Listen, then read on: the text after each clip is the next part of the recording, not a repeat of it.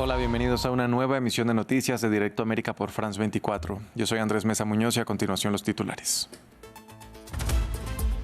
Se cumplen 10 años de los atentados del 13 de noviembre de 2015 en Francia. El país conmemora a las 130 víctimas de los ataques contra la sala de conciertos Bataclan, bares, restaurantes y el Estadio de Francia que fueron perpetrados por integrantes del autodenominado Estado Islámico. En Estados Unidos, el gobierno vuelve a abrir después de un cierre administrativo que duró 43 días, el más largo de la historia. El presidente Donald Trump firmó anoche la ley que ponía fin al shutdown después de que demócratas y republicanos llegaran a un acuerdo en el Congreso. Este jueves, Colombia recuerda los 40 años de la peor tragedia natural ocurrida en la ciudad de Armero durante la noche del 13 de noviembre de 1985. La erupción del volcán Nevado del Ruiz provocó una avalancha que sepultó la localidad, matando a unas 25,000 personas.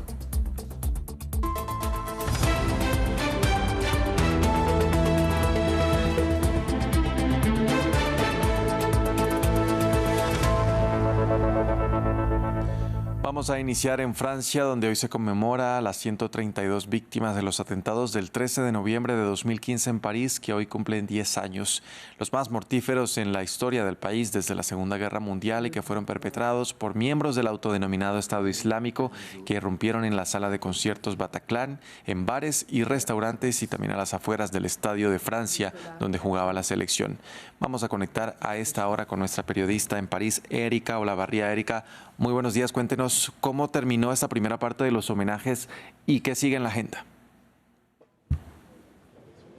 Sí, Andrés, bueno, está terminando, de hecho, porque el presidente Emmanuel Macron y la alcaldesa de París están saludando a cada uno de los familiares de las víctimas aquí en la sala de conciertos Bataclan. Recordemos que cada año es el mismo homenaje, se hace de manera cronológica como se vivió ese 13 de noviembre del año 2015. Todo un grupo de autoridades, esta vez excepcionalmente porque son los 10 años, con la presencia del presidente Emmanuel Macron, pero si no otros años la alcaldesa de París y el primer ministro recorren los sitios, el Stade de France, donde comenzó todo, luego las terrazas y los bares para terminar aquí donde hubo la mayor cantidad de fallecidos, 90 personas, dos, lo hemos reiterado varias veces en este día, que fallecieron también después víctimas de suicidio. Fueron y son ceremonias muy sobrias con la lectura de los nombres de los fallecidos, que recordemos están en unas placas, luego las ofrendas florales por parte del presidente, la alcaldesa y las dos asociaciones de víctimas y finalmente un minuto de silencio. Como este año es el aniversario número 10, es un momento importante, se ha previsto todo un acto al lado de la alcaldía de París donde va a ser inaugurado un jardín memorial, decía uno de los presidentes de las asociaciones de víctimas que hoy deja de funcionar, que bueno, ahora este jardín tomaba en cierta forma el relevo, un jardín que va a estar abierto las 24 horas del día para justamente ir en contra, decía este mismo líder de esta asociación, de lo que querían los terroristas, que la gente se replegara sobre sí misma, se encerrara, pues ahí estará el espíritu de lo que fue la sala de conciertos Bataclan. Habrá un acto muy importante, simbólico, pero también grandioso, que será dirigido por uno de las dos personas que hicieron también la ceremonia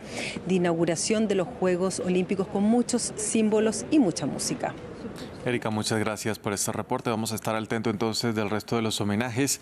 La noche del 13 de noviembre de 2015, 3 comandos terroristas atacaron la capital francesa en una operación sin precedentes, embates suicidas, tiroteos indiscriminados y toma de rehenes. El resultado, más de 130 personas muertas y cientos de heridas. Repasemos lo ocurrido aquella noche en el siguiente informe. Un instant, il y a une bombe, elle a explosé. Wow, on dirait du Stade de France. Oh là là. Deuxième explosion, Stade de France. Deuxième explosion, courez. Barrez-vous. Il y a des attentats. Explosiones en las inmediaciones del Stade de France, 3 en total, a partir de las 9:17 de la noche. Los momentos de horror acababan de comenzar. François Hollande asistía al partido amistoso entre Francia y Alemania y fue evacuado. Entonces se descubrió la situación en París. Los distritos 10 y 11 de la capital fueron blanco de ataques, tiroteos indiscriminados en terrazas de cafés y restaurantes, como en Le Petit Cambodge y Le Carillon, en la calle Alibert. En ese momento veo un vehículo con un tipo encapuchado de negro que disparaba así. J'ai directement crié. La misma escena se repitió unos minutos más tarde en el bar La Bonne Bière y luego en la Belle Équipe. Decenas de clientes y transeúntes fueron arrollados, pero la operación más grave aún no había comenzado. A las 9:49, mientras 1.500 personas asistían a un concierto de rock en la sala Bataclan, 3 asaltantes irrumpieron y abrieron fuego. Un periodista del diario Le Monde, vecino del lugar, grabó esta escena surrealista. Algunos espectadores intentaron huir por una puerta trasera, otros se colgaron de las ventanas.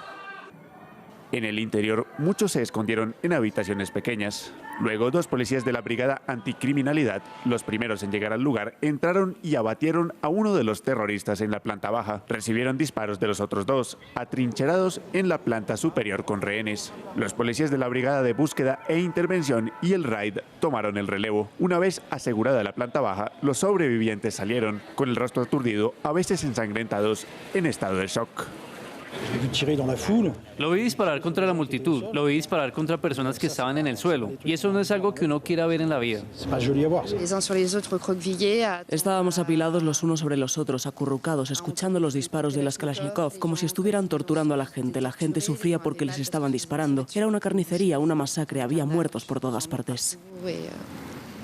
El reloj avanza. Cerca de la medianoche, el presidente François Hollande, serio y visiblemente emocionado, se dirigió a su pueblo. Queridos compatriotas, en estos momentos en que me dirijo a ustedes, se están produciendo atentados terroristas de una magnitud sin precedentes en el área metropolitana de París. Hay varias decenas de muertos, muchos heridos. Es una atrocidad. Poco antes de las 12:30, separados de los rehenes y los terroristas por una puerta, y tras intentar negociar durante mucho tiempo, los policías de la Brigada de Búsqueda e Intervención lanzaron un asalto. Hacia las 12:18 nos dimos cuenta de que había que darse prisa porque se estaban poniendo muy nerviosos, amenazaban con detonar las bombas, así que pasamos al ataque. El primer equipo abrió la puerta y nos encontramos frente a una veintena de rehenes aterrorizados, con los 2 terroristas detrás que abrieron fuego inmediatamente. En un momento dado el escudo cayó hacia adelante, ya que llegábamos a una especie de escalera. Los 2 primeros del equipo vieron una sombra a la que dispararon y casi simultáneamente se produjo una explosión. Los 2 terroristas habían muerto. Eran las 12:21 de la noche. La operación había terminado. Fue el final de 3 horas sangrientas. París y Francia nunca habían sido atacadas de esta manera. Cambiamos de tema, pasamos a Estados Unidos, donde Donald Trump firmó la ley que puso fin al llamado shutdown horas después de que el Congreso aprobara el miércoles el paquete de ley de presupuesto que pone fin al cierre federal más largo en la historia del país. Tras una votación en la Cámara de Representantes, la mayoría republicana dio luz verde a un plan de gastos previamente votado por el Senado con el respaldo de 8 senadores demócratas.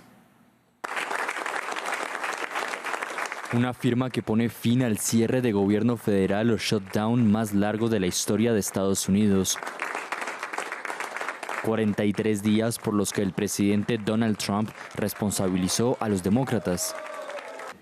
Hoy enviamos un mensaje claro, jamás cederemos ante la extorsión porque eso fue precisamente lo que ocurrió. Así que solo quiero decirle al pueblo estadounidense, no olviden esto cuando lleguen las elecciones de mitad de mandato y demás. No olviden lo que han hecho a nuestro país. 2 horas antes de su firma, la Cámara de Representantes votó a favor de reanudar la asistencia alimentaria y el pago de cientos de miles de trabajadores federales, así como reactivar el sistema de tráfico aéreo. El cierre del gobierno inició por una disputa entre republicanos y demócratas sobre la extensión de los subsidios al seguro médico universal, conocido como Obamacare. Muchos de ellos admitieron que estaban utilizando al pueblo estadounidense como moneda de cambio en este juego político. Sabían que causaría dolor y así lo hicieron. Todo fue inútil, injusto y cruel. Una riña que de momento se aplaza hasta el próximo año, con los demócratas abriendo la contienda de cara a los comicios legislativos de 2026. La reapertura del gobierno ocurre en medio de otra crisis para Trump, la divulgación de miles de documentos y correos con detalles de su relación con Jeffrey Epstein, delincuente sexual que murió en una celda de Nueva York a la espera de juicio por tráfico de menores. Sigue la escalada verbal entre China y Japón después de los comentarios de la primera ministra japonesa Sanae Takaichi, quien dijo que un ataque del gigante asiático contra Taiwán podría desencadenar una respuesta militar de Tokio. El gobierno chino hizo un llamado a la mandataria para que se retracte de dichas declaraciones que calificó de atroces. Si Japón se atreve a intervenir militarmente en el estrecho de Taiwán, constituiría un acto de agresión y China responderá con firmes contramedidas. China ejercerá con firmeza su derecho a la legítima defensa en virtud de la Carta de las Naciones Unidas y el derecho internacional, y salvaguardará resueltamente su soberanía nacional e integridad territorial. Instamos encarecidamente a Japón a reflexionar profundamente sobre sus crímenes históricos y a cesar de inmediato su injerencia en los asuntos internos de China. En Chile, la campaña para las elecciones presidenciales de este domingo está en su recta final, con mucha incertidumbre sobre quiénes serían los dos candidatos que podrían ir al balotaje del lado de la derecha y de la extrema derecha. La ampliación la tiene nuestro enviado especial, Martín Gripo. Es el tema que, con el que se han abanderado todos los candidatos de la derecha y de la ultraderecha, y tiene que ver con el aumento de la inseguridad en este país, en Chile, en un país que es considerado dentro de la región y de América Latina como un ejemplo en materia de seguridad, y es un país relativamente tranquilo. Lo cierto es que los distintos hechos de delincuencia, asaltos, hurtos e incluso asesinatos que han aumentado, esto por la presencia de organizaciones transnacionales como el Tren de Aragua, ha erosionado la confianza en la seguridad pública, y es lo que están aprovechando los diferentes candidatos de la derecha para asegurar que desde la izquierda no podrían dar soluciones y resultados para resolver este problema, que no solamente estamos hablando de inseguridad, sino que también estamos hablando de economía, porque justamente la inseguridad golpea distintas zonas muy importantes para la economía de Chile, que hace que muchas personas, por ejemplo, dejen de comprar en zonas que antes eran consideradas muy importantes, como lo es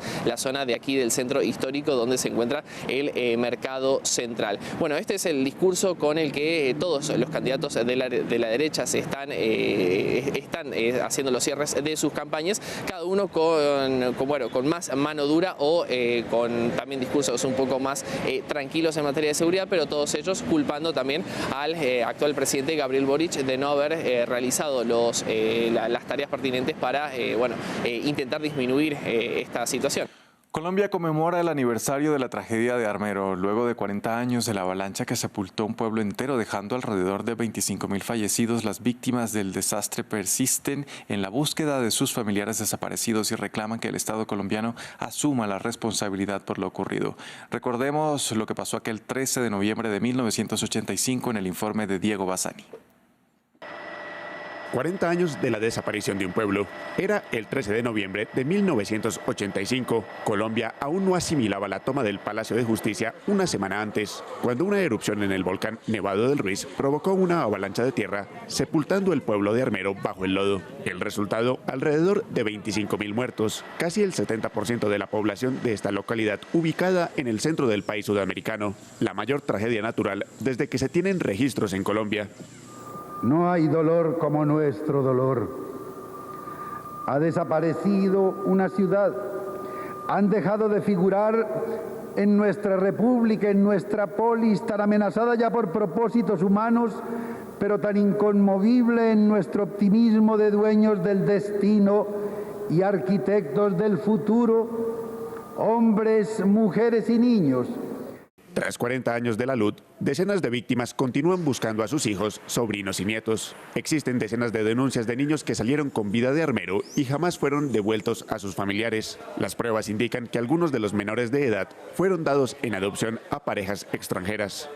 La herida más grande que tiene Armero es el tema de los niños perdidos, que un padre o una madre jamás dejará de buscar a un menor, y menos sabiendo que su menor lo identificaron en un programa vivo de televisión de la época o que hay pruebas. Además, los damnificados continúan clamando por justicia. Decenas de reportes de la época señalan que varios expertos pidieron a las autoridades nacionales y locales tomar medidas preventivas para evitar el siniestro. Sin embargo, hasta el momento el Estado colombiano no ha reconocido ser culpable de lo ocurrido en Armero. Hasta aquí este informativo en France 24. Gracias por acompañarnos. Continúen con toda nuestra programación.